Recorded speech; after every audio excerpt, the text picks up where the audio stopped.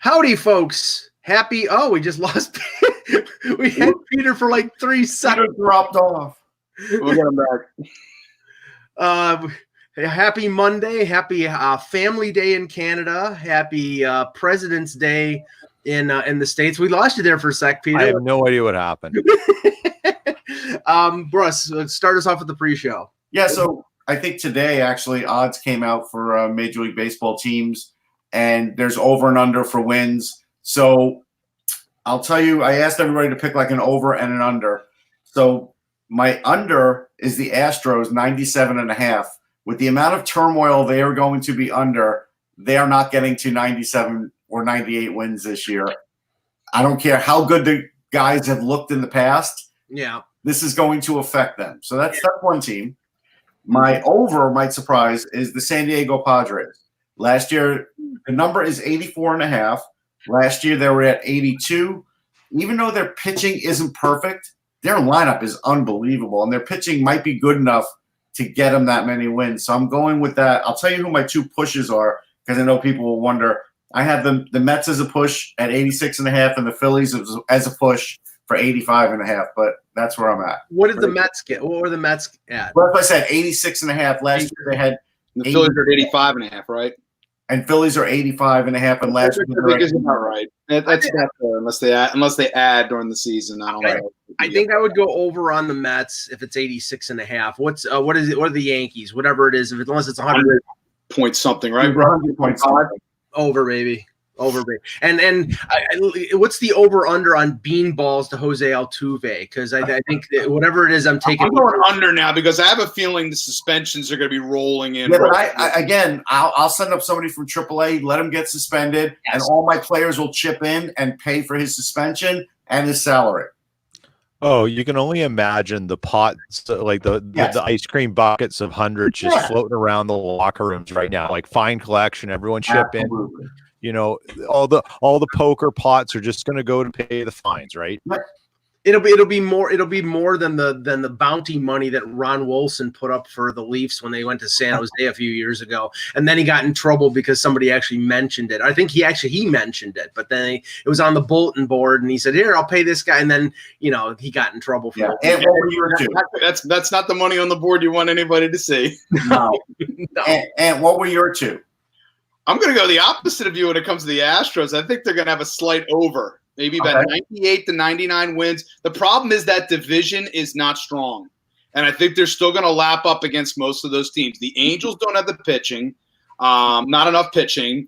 Oakland maybe challenges them, but I think Oakland will challenge them. It's the team that challenges them. Unless Texas surprises, the division's too weak. I think the Astros get to 98 to 99 wins and squeak and maybe not squeak, but get them by 4 or 5 games. They won't win by the amount they've won in the past, but they're my over it, just over that number. I mean, I'll give one more under. Tempted by the Yankees briefly, but I think the Astros in this case. Now, the under I have is the Cubs.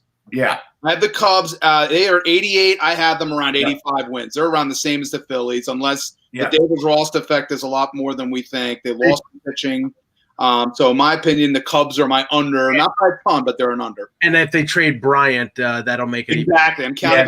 That'll affect it too. The other one that I'm definitely would go under on would be the Braves at 97, because everybody in the division's got 97? No, 90.5. 92. Oh, 90 was it?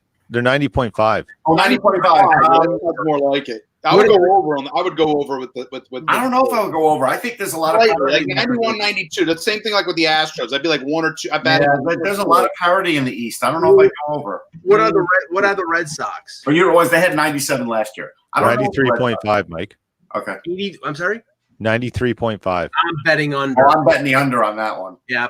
That's a cluster F. All right. Yep. Ack, well, I know you're not interested in the baseball stuff. There you go. What are we talking about? No, baseball. Unders for baseball. That's the sport that's played by Americans who in the summer when they have nothing else to do. And a lot of Hispanics from Venezuela, Panama, Dominican. Yeah. I love baseball when there's nothing to do. And when you absolutely have, when you're sitting around and it's a great to have a baseball game on in the background. So don't get me wrong. I played baseball. I was on the Atlantic Little League All-Star team that went pretty far at Cherry Hill, New Jersey. That's pretty good. But But I want to say Peter, Tessier, and Anthony. Way to have you. Nice to see you guys. Nice to be here. Speaking of summer, right? Yeah. So nice to see you guys again. Yes. Well, Every that's day, great to I be wish back. every day was a holiday. Yeah. Awesome. All right, let's get going, hey, because we got some things to talk about. There's some stuff happening in the sport that's a little more exciting. Yes. Let's keep our listeners here. Go ahead. I'm just going to prove how much more exciting it is. Then we'll move on. Okay, this is hockey based, so this is like the beginning of the show. Because I was beginning of the show. Let's do the introduction. Then I'll bring in why baseball is not as exciting as hockey, and I can prove it. No, Right, don't waste the time. Don't waste the time. We know. No. I'm going to because Okay. I can if I can make a point, I'm going to. So anyway, here we go. The date is. I knew it. The under was 2 that you would screw it up twice. Hello, Hockey World. It's Monday, February 17th, 2020. I'm Michael Agello, and of course, the Leafs lose in Buffalo. What a friggin' shock. I'm Peter Tessier, guesting from balmy Winnipeg. And nothing ever changes, Mike. I'm Anthony Mingioni from Center Ice Philly Magazine. Russ Cohen from Sportsology. And I'm Eklund. You're watching the HockeyBuzzcast on HockeyBuzz.com. This is the podcast that comes every Monday through Friday in the afternoons at some point to fill you in the comings and goings in the hockey world. And today we've got a lot of comings and goings. But first, why hockey is better than baseball. Years ago, there was a season and there was a hockey season that happened. There was a baseball season where there was a strike. And because of the strike, they split the baseball season into 2 halves. You remember this? Yeah. The winner of the first half then would play the winner of the second half. Yep. Like a little mini playoff to determine what happened from there. And the Phillies won, I think, the first half of that year, if I remember right. And I went to won the second half. Right. I went to that game at Veterans Stadium, that playoff game, that special playoff game. And they, it was, I think I know they lost. It was not like there was not much going on. And it was but it's a playoff game. It was just kind of like, it just wasn't all that exciting to me. But after that, with my mom, we got out, we walked across the street to the Spectrum and watched a Flyers preseason game. No, Flyers early season game, not preseason game, early season game for the Flyers. And that was the game the excitement was unbelievable. The building was hopping. And that was the game where Ilka Sinisalo scored his first goal ever on a penalty shot. As the first player, I think, to get his first goal ever in the NHL on a penalty shot. That was the same day. That was incredibly exciting because penalty shots back then, you had to really kill someone to get a penalty shot. And so I got to witness playoff baseball and early season hockey. Hold on. You witnessed the greatest anomaly in playoff baseball in Major League history. Right. So there is an asterisk there. But that is the point of baseball. Like, baseball is all about anomalies. Like, this is the first time everyone's ever pitched with 2 Red Sox or whatever. This is like completely. Baseball is based on tension. That's what it is. It's not an instant gratification sport. It's something that builds over time. That's why it's 162 games. You get to a playoff and one pitch can screw up an entire season. It's different. It's different. I know it's different, but let's speaking of things that build over time, the HockeyBuzzcast is beginning. Let's start with that. And let's start today with the New Jersey Devils, who are being run by interim GM Tom Fitzgerald, who we've talked a lot about Fitzgerald's issues with owner Josh over there, who is part owner of the 76ers as well down here, and how he's wanted to make trades. He's wanted to trade. I mean, all that's funny. The real crazy thing about this trade deadline is I've got 22 guys on the rumor chart right now. The same people that other people are talking about mainly. There's a couple that are kind of unique or whatever. Mm-hmm. And none of the players that have been traded so far have been on the rumor chart at all. Like, we're talking about players who are completely off. Like Blake Coleman, I was about to put on the rumor chart because I was starting to hear stuff about him, but no. Andy Green, no. It just kind of blows your mind. So what we're seeing is a lot of people being, a lot of creativity. But Tom Fitzgerald, who was having all these issues, and people really gave him a really small chance of returning to New Jersey next year because of that, because he's like the owners and all this stuff, has really yesterday kind of hit the ball out of the park with 2 really interesting trades. Well, let me just start it off, and then we can go around the horn here. Let's go with the Andy Green trade first. Right. Well, because Funky in the chat is ripping on Russ because Russ said that Andy Green wouldn't be traded. It was a remember, this was a very specific. And that's why he doesn't have to move his family. He's going to the Islanders. He's going to lose. So, and honestly, I have to give Tom Fitzgerald credit for both of these deals because he got a king's ransom in both of them. Getting a second-round pick in Quenneville for a 37-year-old Andy Green who looks like he's about ready to retire. I do that every day, including Sunday. And I thought, Coleman has got a great contract, $1.8 million. He's scored over 20 goals. But you get Nolan Foote and a number one, that's a great deal. So I think Fitzgerald did great. Let's do one at a time. Let's start with the Andy Green trade because you're right, Mike, that you actually have here a very specific situation. And the kind of trade that, I hope we still see in the future when guys like Lou Lamoriello aren't in the league because this is the kind of trade, this is a non-analytics trade. This is a straight up, I know who Andy Green is, Lou said. I know our young defenders will benefit from having Andy Green around. I know that we need a captain type guy for us on our defense. And I know that this will help us in the playoffs. This is like, so you're all the typical stuff of Andy Green being not that great, kind of older, slower, a little bit. He brings so many intangibles, kind of like, like a Luke Richardson did to the Flyers years ago or something like that, where you bring a guy in who's just like, sort of at his better days, but really brings so many intangibles that you can't deny it. And this I honestly think is a great trade for both teams. I really do. Like I know the Islanders gave up. The Islanders fans hate giving up draft picks. This is a fan base that just because they've had bad experiences with giving up draft picks, hates giving up draft picks. But honestly, in the playoffs, this guy will matter. We will see a difference. I think at least you might, and unless they get scoring, it's not going to matter a hill of beans. Yeah, he's Matt Hendricks 2.0. Thank you. That's what this is. It's the same idea. He's a captain. He's an NHL captain. He's serious. But he's a hole plugger, is what he is. Yeah, but he plugs a hole that the Islanders had. Like a when they lost Pelech at the end of the day, they needed a stabilizing presence, and for them in this moment, they needed this. They needed this. This was a necessity. Now they also, as we stated, if they don't get scoring, it's not going to. It won't matter much. But they needed at the very least to stabilize their blue line in order to stabilize their positioning for the playoffs. Yeah. So in that respect, as a now deal, perfectly fine with it. Because again, as Ek mentioned, he is a stabilizing force. He will calm that blue line down. And that in that respect, I agree with the deal. That being said, it was the return of premium. Absolutely, that was premium paid for him. And that's also very typical of Lou Lamoriello, who doesn't like to take advantage of players. Like this is a young GM who Lou likes in Fitzgerald. Like he's a Lou and Tom Fitzgerald are buddies. They know each other. So he wants Tom to succeed. He wants Tom to he wants Tom to come out of this looking good. And all of that plays into the way Lou works. I mean, Lou did not give Tom the best possible deal. He did not, because the best possible deal would have been a 2021 second-round pick, and he didn't do that because he probably went to his scouting staff and he probably said, "Hey, give me an idea who we could take this year in the second round. Give me an idea who we could take next year in the second round." And they probably said, "You can get a lot better player this year in the second round." So they pushed that to next year. Now, I will tell you, Andy Green does averages over 20 minutes a game for the Devils, and that's a big deal. And he has a little bit of offense left. Anything he gets at even strength. So I think that it's still a really good trade. But I'm just telling you, that's the little part where Lou said, "Yeah, we'll make this a 2021," and that's where it's not a home run. That's what's fascinating about this, because you're right. Because most people out there, the diehard hockey fans who know the difference in the drafts, like you. I mean, not like you. I mean, you're not a diehard hockey fan, but people are, and the people like you. But in the diehard draft guys are all going to say, "Yeah, that was kind of crafty by Lou to do that, to make that change."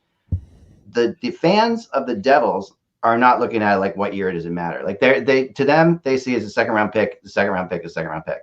And they don't see, okay, well, I'm sure, maybe they're, even think the Devils didn't have a second round pick. They don't even know why that was a different year than this or next year. To them, it's just like they got a second round pick for Andy Green, who might be retired by the time they make that pick. And it's an asset at the end of the day, where they could potentially use that to get an asset in 2020. Exactly.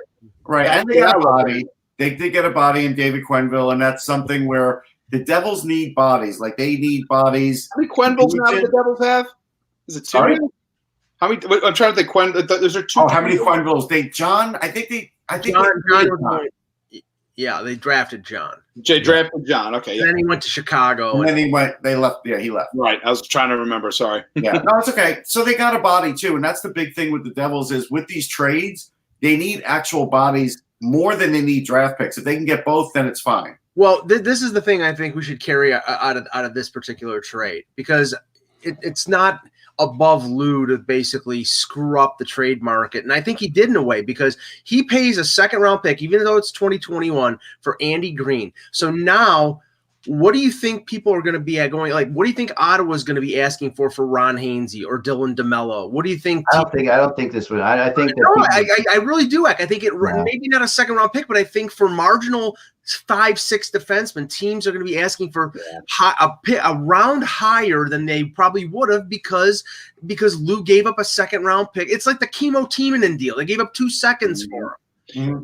I think it's a lot, again, for a team, let's say like the Flyers, for example, who, if they were looking for defensive depth, right, the cost now to just add maybe a defenseman that might be considered somewhat of an upgrade there is going to be cost prohibitive at this point. I think the Flyers are probably out of the defenseman market, I think, now, potentially. Yeah, I mean, they could add – I saw Christian Follin's available. They could add him back, but they can't add much better than that. And, Peter, I think I'm giving you a name. I know. Peter, I think that's a factor for the Jets, because we know, if this Byfuglien mutual termination ends up happening before the deadline, which I don't know whether it's going to or not, but now that Brian Little is on LTIR for the rest of the year, Cheveldayoff does have cap space to make a move, but now it's going to cost them a little more than they would thought for a defenseman to come in.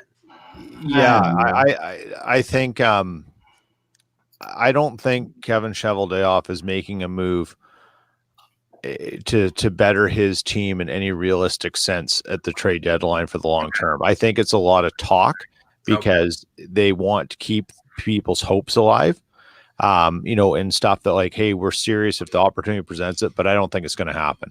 Yeah, there's no logical sense. The worst thing that could happen is they expend money, take on salary, expend an asset, take on salary, and then finish 9th or 10th, which is just as likely than anything else right now. And then you're sitting in no man's land in the draft zone, right? You're better to finish 14th. And sell off some of things for some 4th or 5th round picks right now, because you've got nothing going on. There's guys teams will want. You can get some picks for them. You might as well do it. Yeah. To me, the fascinating thing, I don't necessarily agree with you, Mike. I usually do, but actually I don't ever agree with you, Mike. I usually agree with the logic you're making here. And that logic being that, I usually do get the point that you are saying, that set that early trades set the bar. Yeah, they set market rates. But this is such a specific trade. Okay, this is such a specific thing. Andy Green would only go there, like you said in the beginning yourself. Right. Yeah, he wasn't only go there. Him only going there and West Coast or anything like that. NHL general managers won't care about that. They care. They care about leverage. It's a supply and demand world, no matter how you slice it. It's a supply and demand world, and there's only so many teams looking for defensemen, and there's only so many defensemen out there. So. Yeah, the Islanders were one of those teams. You could say it brings up the price because the Islanders now have a defenseman. They don't get into them bidding. It brings up the price because that's what the Islanders actually brings the price down. There are not that many defensemen out there. That's what it is. That actually brings the price down because the Islanders now aren't looking for a defenseman. So that now your supply has gotten your demand has gotten less, which brings the price down. Let's agree. It's hard to say really where this is going to go, but I think that people know Lou Lamoriello well enough, and people are all just like saying the same thing, that this is something he had to do, and this is what he was going to do. And let's agree to disagree on that, and then talk about the Coleman deal, because Bob McKenzie mentioned this this afternoon, and it was basically what I was thinking, because Coleman, the benefit to this deal, they paid a hefty price. Nolan Foote's a really good prospect. They gave up Vancouver's number 1 in this deal. But Coleman got another year at $1.8 million, and Russ and Anthony, when we're in Montreal, get prepared for Tyler Johnson or Palat or Killorn or Yanni Gourde to be traded because they need to clear space to sign some of their other guys. And now we've got Coleman, who can play center or play wing up the middle at 1.8 as a number 3 center next year. So bye-bye Tyler or bye-bye Palat, because that's going to happen. But you know what? That's what we were saying last year. I know. And guess who stepped up to the plate? And Jim Benning. And Jim, just remember the outrage that was going on from the Vancouver folks around that deal. We were sitting next to each other. You were like, oh my God. Yeah.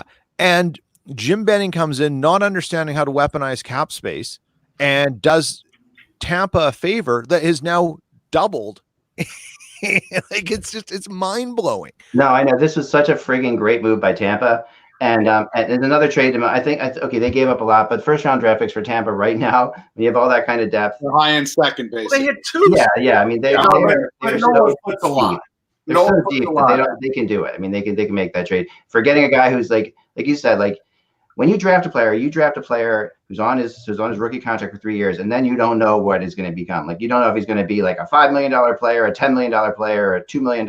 They got somebody here that they kind of know what he is in Coleman. He's a really good player, and his price is going to go up for sure.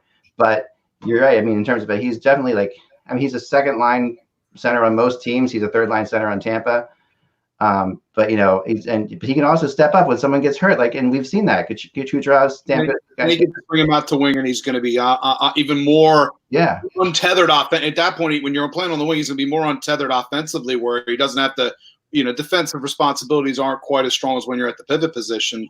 But there's a reason why the guy's a 20 goal score. Has been 20 goal scorer last several seasons. And this is going to be a reality over the next 7 days because you and I and Eric and Russ were going back and forth on text message because Renaud Lavoie from TVA Sports, who's normally very accurate and good, comes out and says Coleman to Colorado. And then 15 minutes later, the Devils came out and said, no. It wasn't just him either. I mean, because I was driving back. Correct. There were several on that. But Renault's out there. He did. Again, Renaud was right. I mean, Colorado, I talked to people in Colorado. They did think they had a deal. Yeah, no doubt. Of course, got to be coming from Colorado because, again, he wouldn't have stuck his neck out like that. And exactly. That happens. That's the risk of this. And Iginla, it reminds me of the Iginla trade years ago that happened that everybody was like, where is he going? Yeah. We're not quite at the Lindros level of trades, but, in the early days.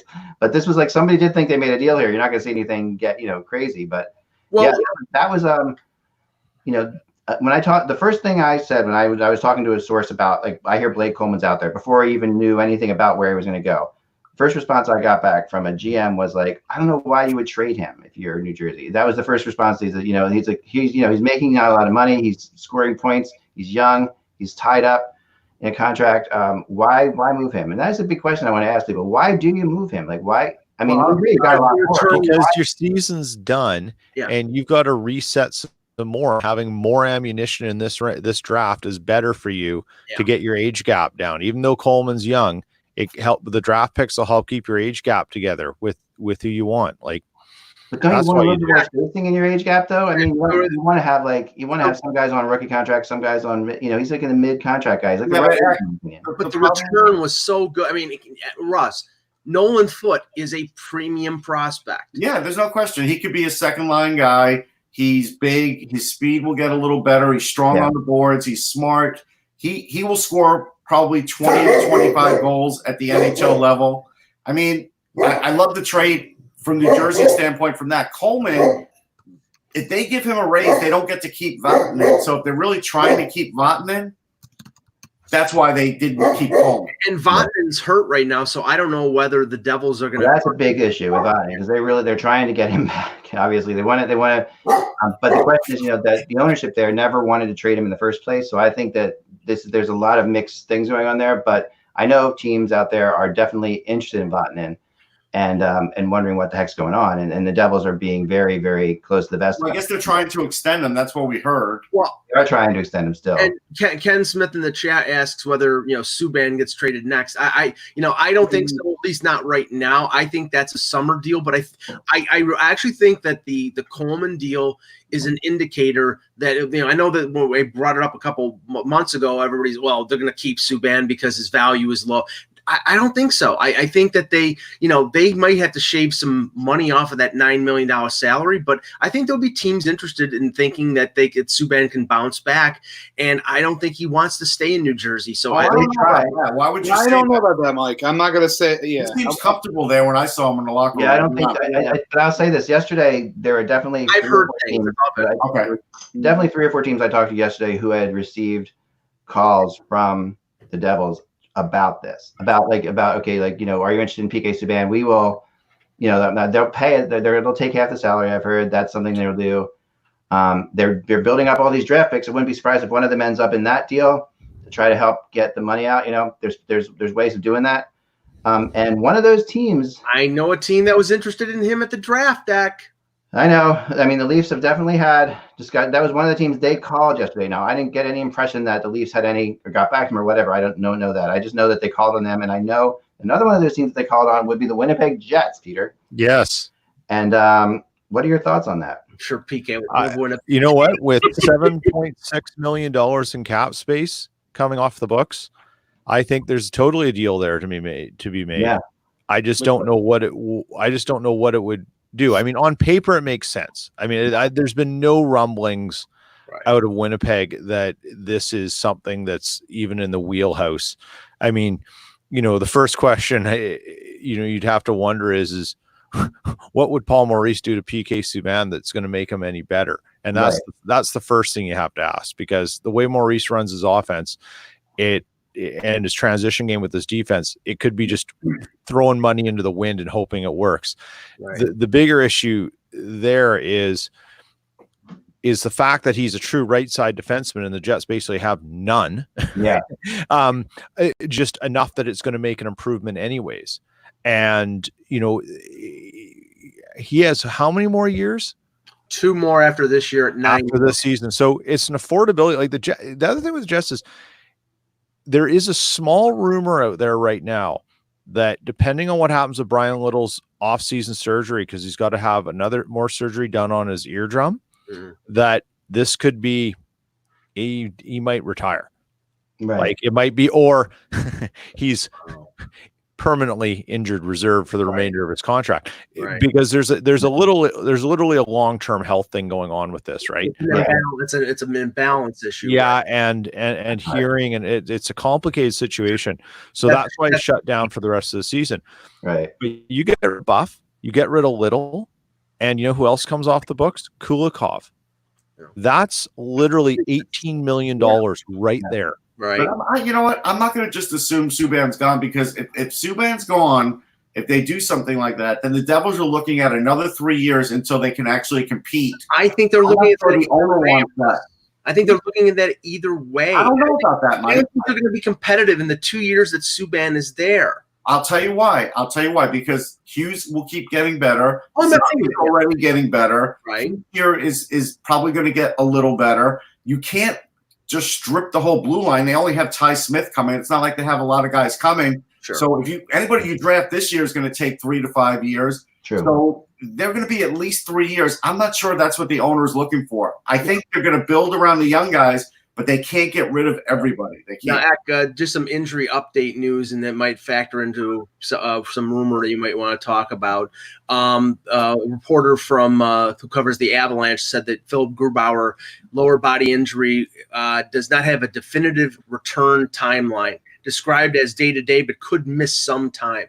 With a week to go before the deadline, they're looking for goalie help. No, they are. They already were before this happened. Sure. So to me, this has got to be, they're in a lot of the same boat that Toronto was in before, where they had to sit back and they're like, we are losing games because of our goalies, and that team should be winning that division running away. Like they really should be. And the fact that they're not, and the really interesting thing about that, I want to see, this is something I want to show you guys. Someone pointed this out to me, and I thought this was kind of crazy. I'm going to bring it up on the screen here. Well, while you're bringing it up, the advantage that Sakic has over Dubas is that they have the most cap space left.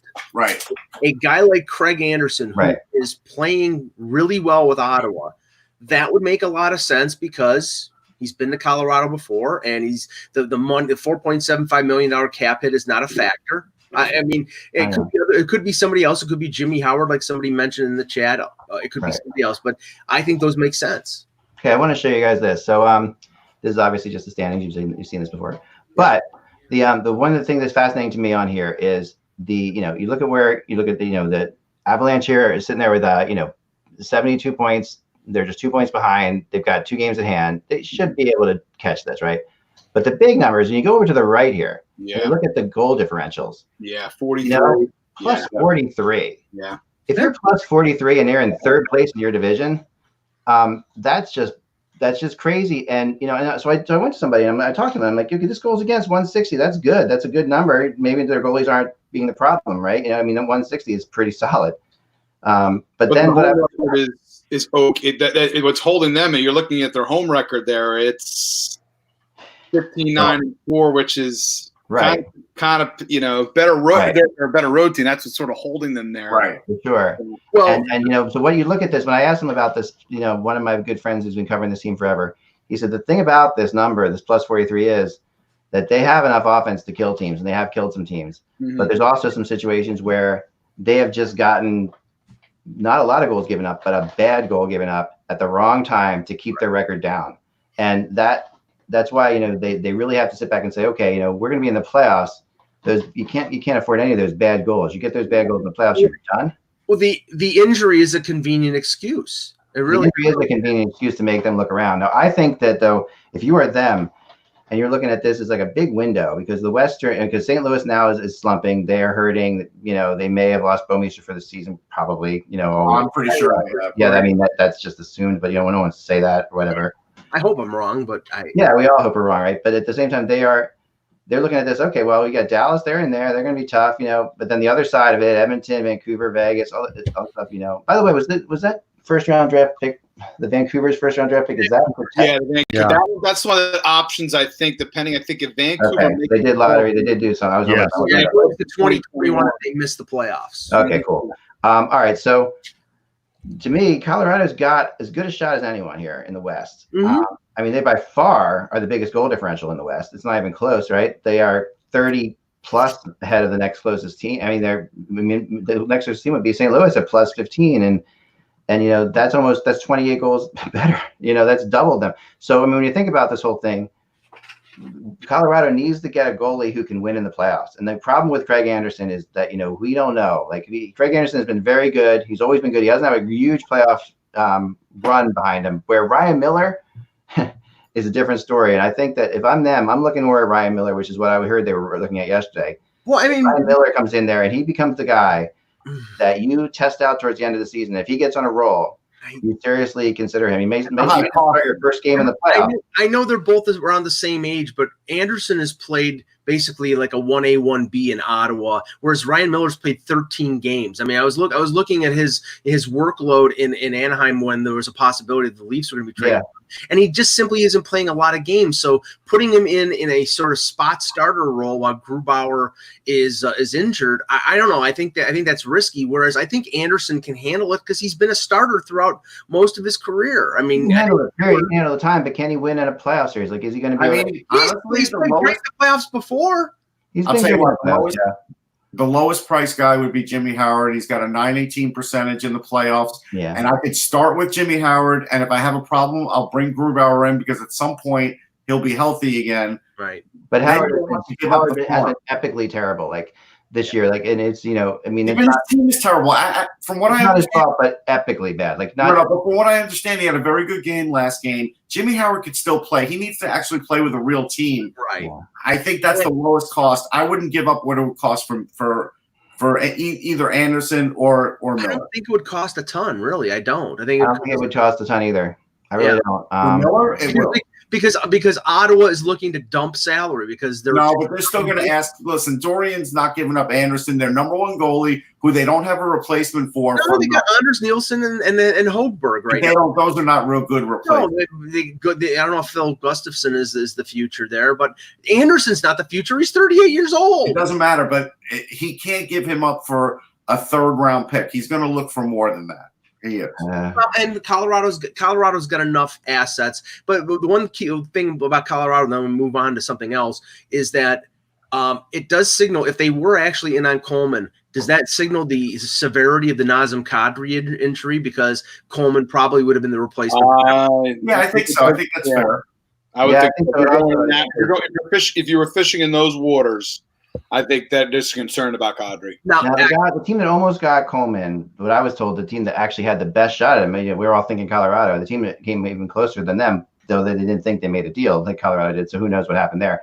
But were the Boston Bruins. The Boston Bruins came very close to getting Blake Coleman, and that's just like the move they made last year for Coyle. They got a guy with intriguing, and along those lines is the word from like several people I've talked to, and I texted you guys this yesterday around the league, that they're offering up David Backes and a first-round pick. They will find nobody to take that ranker of a contract. No one. Too much term. He's got 1 year. Is 1 year left? Yes. You're still too much for a guy who's. Yeah, I don't agree. I mean, listen, it depends where you are, right? But if you're a team if you're in New Jersey, and I know or Detroit, and I know Kevin, we brought up with Detroit, and he said they wouldn't bring him in. But if you're a team with a ton of young players, and you're a team in a situation, why wouldn't you look around and say, okay, Backes he's a good guy. He's a strong leader. Yeah. He's good. Why not have him around? Getting a first-round draft pick as well. Right. You only have to give him 1 more year. That's why it cost me around $8 million for this low-round first-round pick. It's not worth it. Right. Yeah. I mean, that's something other people have been saying. Every time I say that to a GM, they say to me this. They correct me all the time. They're like, the first round of the NHL now. He's like, the second round is like the end of the first round used to be. If it's a team that needs to get to the cap floor, like next year after Green and Erickson and Lee and Howard and all these guys UFA leave, Detroit needs to get to the cap floor. Taking on Backes for a year and getting a first-round pick might make a little bit of sense. A lot worse than that. I mean, I'm telling you. I mean, Backes, he can't play Bruins anymore. But that doesn't mean he can't play for anybody anymore. He can't play for anybody. All right, even if he can't play for anybody, you bring him in. He was on waivers. Nobody even made an offer for him. Of course, you're not going to put on waivers, but we're talking about like if you're getting a first-round pick on top of that. Like one of the things that was thrown out yesterday was Backes and a first-round pick for Wayne Simmons. I heard this yesterday. All right, the Devils would never do that. Yeah, why wouldn't they? Because they're going to bring Simmons back, whether he gets traded or not. And Simmons is worth more to them than Backes because Simmons could at least skate. He's not a great skater, but he could at least skate. And Simmons will come back next year for cheaper than $6 million. They'll get him for $2.5 million or something. Now, Peter, I wanted to bring this up to you because I was talking to some reporters in the press box yesterday at the Leaf game in Buffalo, and a few people were a little bit stunned that there wasn't a claim in on Zach Bogosian, and I was like, "Are you high?" Yeah. Why in God's name would anybody claim? I've been watching Zach Bogosian, in other words. Yeah, and the thing is, now he still has not reported to Rochester. He's played one game in a month. Who in their right mind is going to trade for this guy? Nobody. And Zach Bogosian's career is effectively done. Right. This is going to be one of those names that we look back on from that draft class and go, wow, what an epic flame out. I mean, he was overhyped. He was rushed. Injury prone. And his body just kept breaking down. But there's a great story on Bogosian in Ken Campbell's book, Selling the Game, about how he would go to Ottawa for all these training sessions when he was a kid. His body was broken down before it had a chance to grow into itself. Yeah. Like, this is the danger that a lot of kids are going to face, is that they've overworked their bodies while they're still growing. They're putting on muscle mass that their frames and bone structure isn't ready to hold. And the problem is you're using the same muscles over and over again at a young age, rather than doing other sports and exercising other parts of your body. I've seen it with kids. I mean, Yeah. my son plays bad. And it's not unique to hockey, right? It's anyone who does this, whether it's baseball or football or even basketball. You've got to do some other things and give your body a time to take a you get repetitive injuries. You do. You gotta play all different kinds of sports. Never like if you're, and yet the crazy thing about that is, parents who have I've met a couple in the soccer world, the girls' soccer world. My daughter plays a pretty high level, okay, but she's not the high level. I mean, she plays against some players that are going to, that are going to be looked at for, the Olympic team and stuff like that. I mean, really top level people. And I've talked to those parents, I've had coached a couple of those kind of players who, might get there. But and those parents will tell you, that there's all this stuff that goes on to get there. You got to be politicking right. You got to be on the right programs. You got to be in this thing because it's so competitive. You got to do all the summer camps because you got to do the summer camps with the right people. If whatever, Morgan's throwing a summer camp, you got to be there. I'm not saying that necessarily, but just saying any great soccer player from the U.S. team, if you play in their summer camp, you got a better shot. And so there's all this pressure to keep pushing and pushing and pushing. And I've seen these kids and they take them out of high school. They don't let them play in high school because they don't want to get hurt in high school. So they play only for their travel team, which is another horrible thing to do to a kid because you remember your high school thing more than anything else. But yeah, you have a better chance. So yeah, it really makes me insane. And what's interesting, Peter, sorry. What's interesting about what you're saying is that we are seeing these incredible kids that are age 18 to 25 right now. They're just unbelievable. They're ready to play in the NHL right now, and they come in, and there's no question about it. But I wonder what those kids are going to turn into when they're 30, because of what they've had to do to be where they are at 20. Yeah. Now, okay, a name that popped up, and I don't know if you heard it, but Elliot Friedman on Saturday mentioned Vincent Trocheck, and that Florida was shopping Trocheck, which in my mind means that he's not getting with the Joel Quenneville system. And we've seen that over the years. Yeah. Certain players who are good players who just don't fit with Quenneville. And I look, Trocheck's got 8 goals. He's got 32 points. So he's got 8 goals. He's got 2 more years at 4.75. That's the thing. Florida, they got that 1-2 punch up the middle with Barkov and Trocheck, and all of a sudden, you're going to trade Trocheck and then have Barkov as your number 1 and not really have I don't know if Borgstrom is going to step up, Russ, and be that number 2 guy, but I don't know. I know it's not working there, but I don't know if I can see them trading him unless they get a ridiculously good return. Who are you talking about? Which player again? Trocheck. Yeah. I don't think they're trading Trocheck. He is a very important player to that team. He's definitely can be a second liner. 2 years ago, he was better than Huberdeau. So depends what they get for him. What I've heard from talking to people, what if they got Josh Anderson for him? No, I would never do it.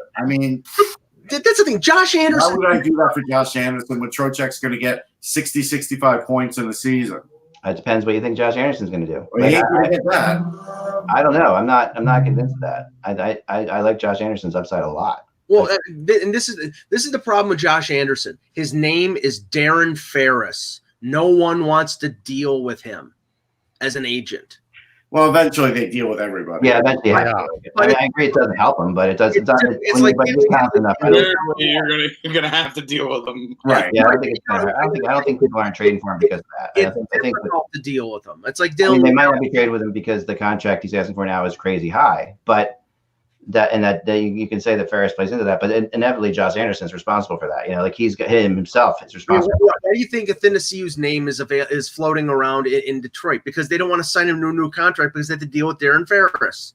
It's a problem. I don't think. I was going to say it was he's got 3 goals or whatever. 3 goals. He's a lot of hype, but not a lot of production, and he's a perimeter player. He's got incredible speed, but beyond that, he's a guy who can be easily taken out of his game. Yeah, I think that's the bigger issue with him right now. And there you go. Ken Smith and Chet. Trocheck for Gostisbehere.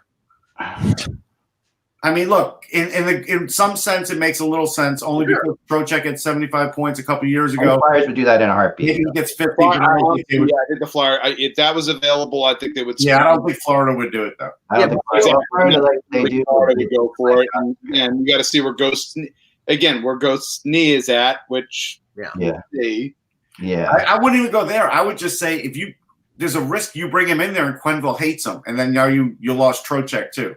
Right. Although he liked Brian Campbell, and I think Gostisbehere. He likes having at least one guy on that blue line who is an offensive. Campbell was better defensively though than Gostisbehere. I could see Gostisbehere matching in that role, as you mentioned, in a Campbell role. I could easily see that. You know, if you're trading for Trocheck, you better go back and look at those 3 peak production years and watch a lot of film, and understand what was going right there. Because that's your telltale, right? And a lot would say he was scoring goals in situations, that didn't really matter. Like he was putting up points when the Panthers were, not. But it's also he's coming off that big injury. He had an injury, yes. Yeah, and he has not been the same player since. So you have to factor that into things. Now the other one that Peter you mentioned in our little private chat there was Dumba. I'm just not convinced. I get the feeling, and maybe I'm wrong. Did they fire Boudreau because they want to get a reevaluation on some of their players, and they don't want to trade Dumba, don't want to trade Brodin? Maybe it's something like that. I think Boudreau's firing, from what I've been told through the grapevine, had more to do with old school versus new school coaching. And just the fact that, the trend is towards new school coaching, and you're seeing what's happening with Kennedy, I mean, Sheldon Keith in Toronto and other places too. I mean, John Cooper in Toronto, in Tampa, but you're seeing what's happening with all these different coaches. Like that is the trend, and Boudreau is absolutely out of that old school mold. It doesn't mean he wasn't pretty good at adjusting to things, and it doesn't mean that, I don't know that Minnesota could have been any better than they were this year, honestly, and he'll get hired again. No, I agree with that. The one thing I'll say, is, though, after they made the trade for Donato last year, I didn't like the way Boudreau was using him. I think he was using him better this year. So I feel like he was probably trying to change a little bit. And I do think he got the most out of this team. I mean, you couldn't get more. I think he got a lot out of the team. But since we have Peter and Anthony today, let's spend the last 15 minutes here that we have talking about Winnipeg and Philly.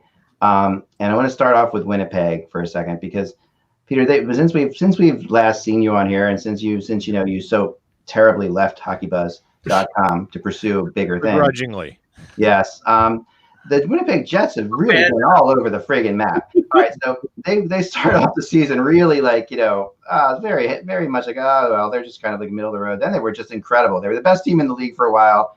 And everybody's like, they're definitely going to be a factor now. There's nuts, and then they fall off the map again to where if you weren't paying attention to the Jets and you just tune on to XM, and randomly you'll hear somebody say, in their like Sirius XM where they're talking about the Jets or whatever, you'll hear somebody randomly say, the Jets are the team to beat. You'll see them randomly, the Jets are a disaster. So it depends where you are. Like, where are the Jets? Tell me where you think they are. Well, the Winnipeg Jets are a team that has really no transition game outside of Nick Ehlers moving the puck up the ice by himself.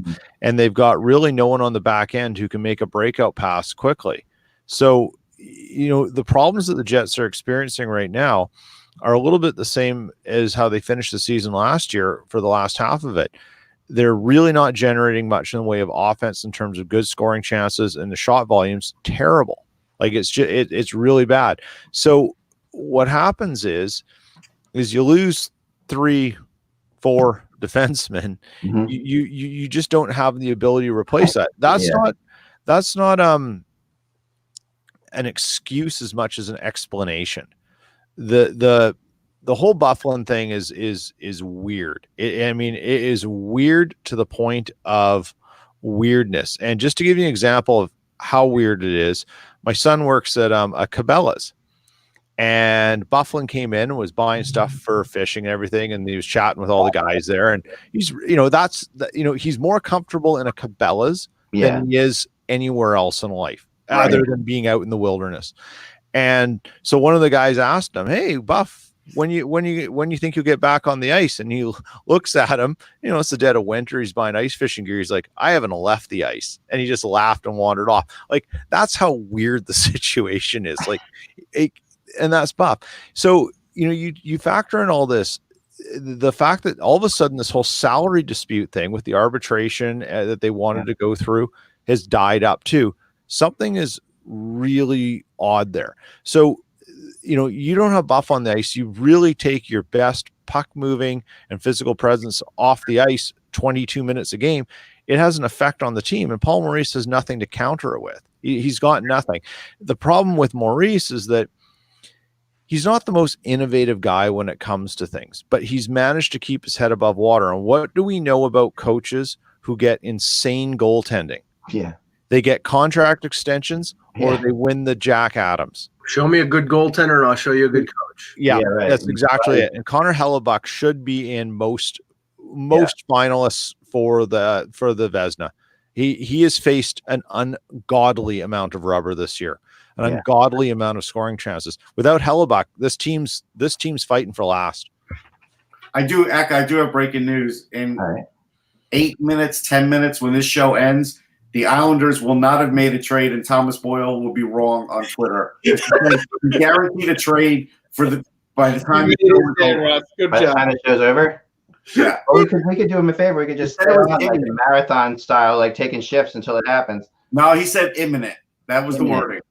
Well, maybe. You never know. I mean, the one thing I'll say, the one player that seems to still be talked about a lot, besides Vatanen, who's just not healthy, is there's still Kyle Palmieri stuff out there, but it's got to be a big offer to make that happen. I would agree. Well, see, if the Devils go down that road, then they're going to trade Subban because they're trading everybody. Then they're trading. That's why you have to Yeah, it really depends. It really depends how that all plays out. All right, so let's go over to the Philadelphia Flyers and another team that sort of is all over the map at times, but has managed to stay in the playoffs at least.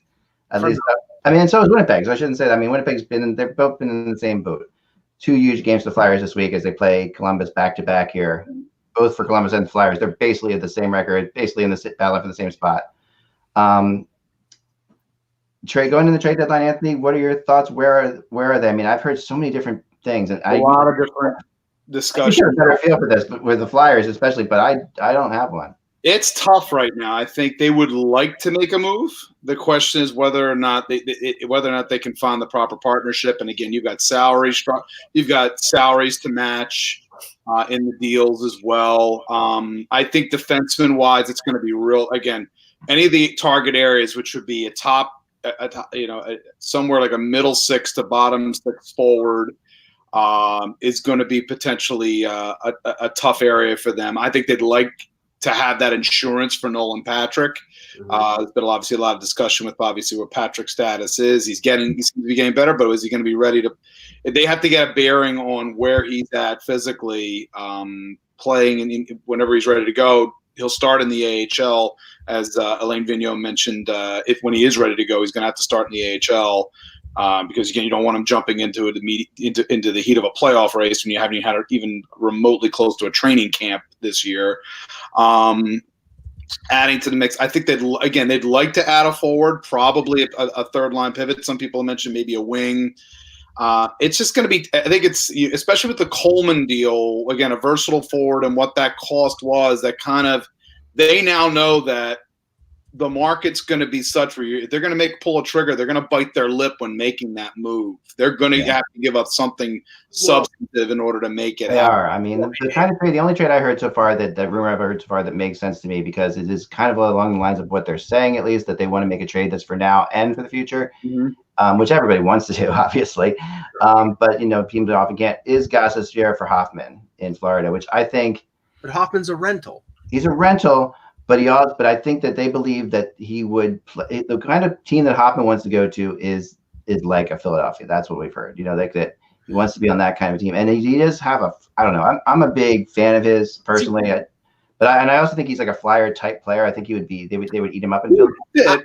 Again, after you've lost, it's a different type of player. The problem for Philadelphia has been trying to figure out how to replace Oscar Lindblom and what he was giving to them at the early part of the season before the unfortunateness happened. That's sort of a story that's been brushed under the carpet, right? Like we've forgotten what the impact of what the fact he was already a really, really good defensive player. Yeah. Very responsible. And the goal scoring, I mean, this was the prime year for him. He was exploding, and then this happened. He was other players you've expected more out of.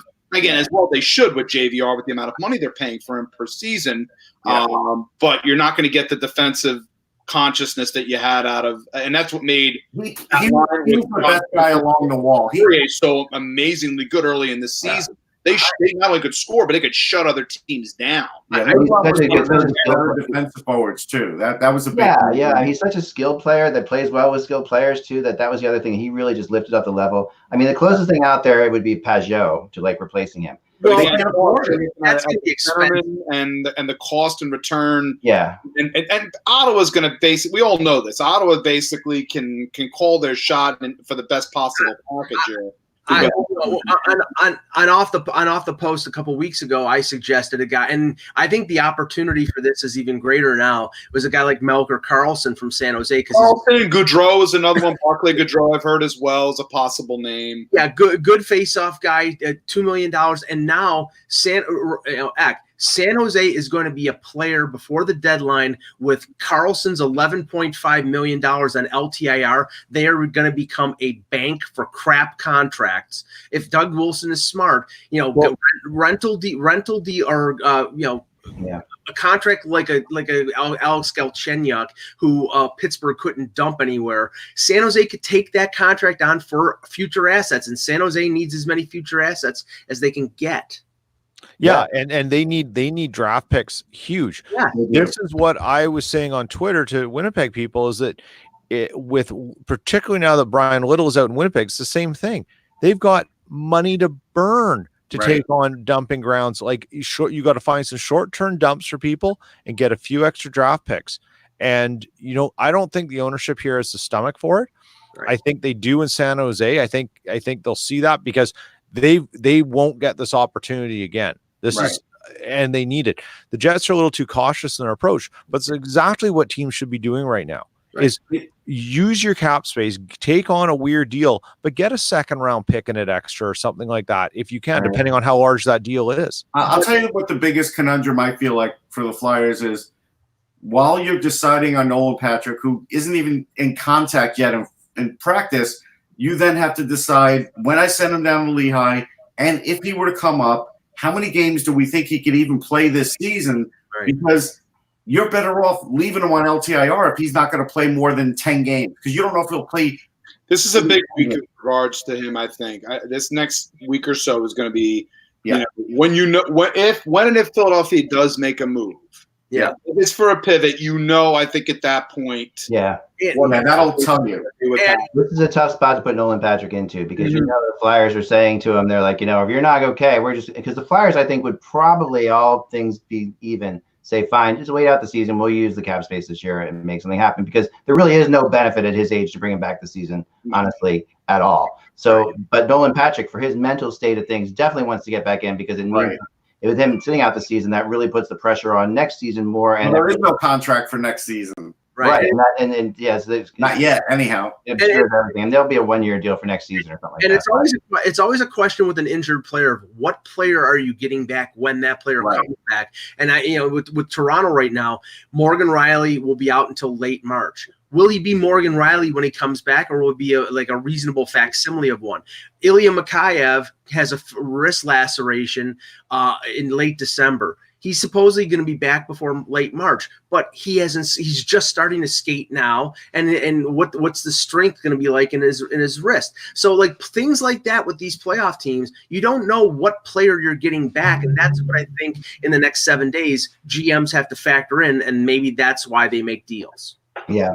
All right, let's move on. We got before we get out of here today, we got to do it. We've been asked to do it. We've been talking about it.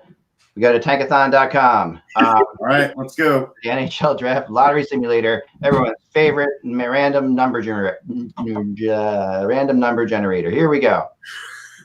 Simulating the lottery now. We come up with Chicago. Okay. Well, how is that possible if Chicago was going to make the playoffs, Zach? Yeah, well, let's talk about something about that before we leave here. But yeah, that's it. Chicago, that'd be hell of a. That would be massive for them, actually. That would be massive for them, and it would and because they still have Kane and Taves. They're not done. If you can bring in a guy who's young. Oh, look, if they got Lafreniere, it would definitely help them because then they might have just enough offense to overcome some of the defensive woes. And the league will be thrilled because of the fact that at least they know that not one of their top players is going to sort of a hinterland market. Right. God forbid another one goes to Canada. Right. Oh, yeah. Right. Exactly. So- Maybe they'll win. So, God forbid they go to Edmonton, where prospects go to die. Speaking of Edmonton, Mike, thanks for my transition. I appreciate it. Don't worry, all they're right. still missing the playoffs. Yeah, you knew Speaking of that. Edmonton, the team that was going that Mike and I bet when Connor McDavid got hurt would just fall apart completely. I'm still waiting to collect all those cookies that you owe me. I paid you more than your share. All right, so the bottom line here is the Oilers are 3-1. Count it, 3-1 since Connor McDavid goes down, and now they find themselves not out of the playoffs, but when we started this, they were in third place. Where are they now, Mike? They're in first place in their division. We'll just wait a week. You said they would fall out of the playoffs without Connor McDavid. There's two reasons for me, Ek. One is Draisaitl's playing at an MVP level, which is great for them, and Kale Yamamoto's at a point per game, so they finally figured out how to use him, and he's healthy, and it's great to see that too. Yeah, no, just a couple notes here. Randy in the chat said it looks like, and I don't know if his career is over with, but there's definitely a setback with Michael Furland when he went down to. oh, it's over. Yeah, he went down to Utica, and I think he played a couple shifts and got concussed again. So I know I didn't like the deal. I think Peter didn't like that deal No. either. Yeah. No, Yeah, but- it's bad. It really looks bad for Furland right now. on the opposite end of the spectrum, it was being talked about that Shea Weber's career is over, and he may be back on. He's skating with the team as we speak. Yeah, He skated today in practice with the team. yeah. So I've never seen so many tweets from somebody to explain the little nuances that we all didn't know about. Here's the thing about Shea Weber. The second they said his career was going to be over, if you don't think that that's the kind of motivator for Shea Weber, Oh yeah, knowing Shea Weber as a person really well, that's all they needed to do. That's Break that Wolverine that's all that needed to be said. And that's how I see it. And that, Mike, leave it alone. So- leave it up there, Mike. Leave it up there. No, And speaking of if we're going to go back in history to times, it was at the draft where Russ particular, but Anthony, you had some kind words about Neil Pionk, and I got to say Neil Pionk has been a very pleasant surprise. he's doing way better And than I thought he would. If he could get his skating a little better, he's not the prettiest skater, No, but he just might get into Trouba money on his next deal. it's possible. No, anything is possible for sure. That's all the time we have for today, guys. Remember, folks, without the buzz, it is just hockey. We will talk to you soon. I mean, by